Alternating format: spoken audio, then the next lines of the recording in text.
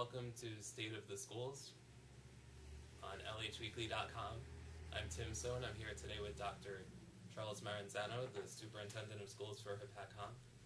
Thank you for being with us today. Thank you. Today we'll be talking about a grant that the school district will be applying for regarding technology and Kindles. Could you please explain a little bit about that grant? Sure. We're looking for ways to enhance student learning virtually in or out of our budget. And what we've done in Hopatcong is provide a very good technological infrastructure for our schools. We have wireless in each of our classrooms. We have smart boards in each of our elementary school classrooms. The next step would be to leverage that technology. And we were looking for a grant opportunity that would allow us to either put a Kindle or an iPad in perhaps the hands of an elementary school student and see if that technology and that equipment would encourage a student to read a little bit more. Anything we can do to encourage literacy is our goal. And if we had iPads or Kindles, the thought is, and could find leveled readers for that age-appropriate readers that could be downloaded, much like you could go to Barnes & Noble or some bookstore now and buy a Kindle and have 1,000 adult books at your disposal, kind of waiting for the floodgates to open so that children's books would be available. But here's the thought. Children are using technology in ways we never imagined.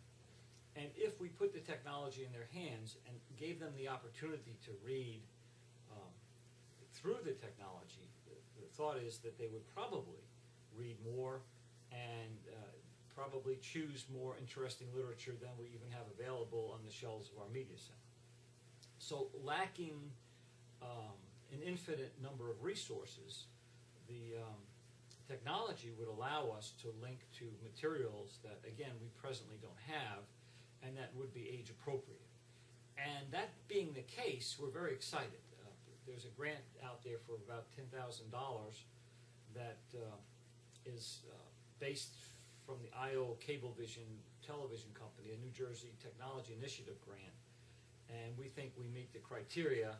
The deadline is fast approaching, and we are going to apply for that grant. And if so, we'll choose a grade level and see if we can make this match between the technology, the available literature, and then stimulating an interest in reading in our children. So what is the process involved for applying for this grant? And if you do receive the grant, when would you receive the funds and be able to go ahead with this project? The process is fairly typical. We apply for a lot of grants. Our Title I grants are very, very involved with the federal government. On the local level, you have to establish a need, and then you have to defend that need. Describe how you're going to use the technology and how you'll measure the effects of the technology. And I think we can easily accomplish that. And so what I'm encouraging us to do is my curriculum team is now taking a look at that. Propose that we perhaps purchase as many as 30 or 40 either Kindles or iPads and then begin the process of finding children's literature, deciding what grade level we want to apply that to, and then set up a longitudinal study. We can compare and contrast the rate of reading or how much students are reading compared to what they were reading in past years, and perhaps track that forward and see if there's a measurable difference in the interest and in reading comprehension as a result of the use of technology. Again, you spend a lot of time formulating ideas about how you want to apply grant funds. And then you'll spend an equal amount of time defending your use of those expenditures and how it's affecting children. And I think that's doable. This is a relatively qualitative grant. Many of them have technical specifications that require hours and hours and hours and reams of data. Thankfully, the IO Cablevision people conceived of a grant that school divisions could readily apply for and make their case for qualitatively.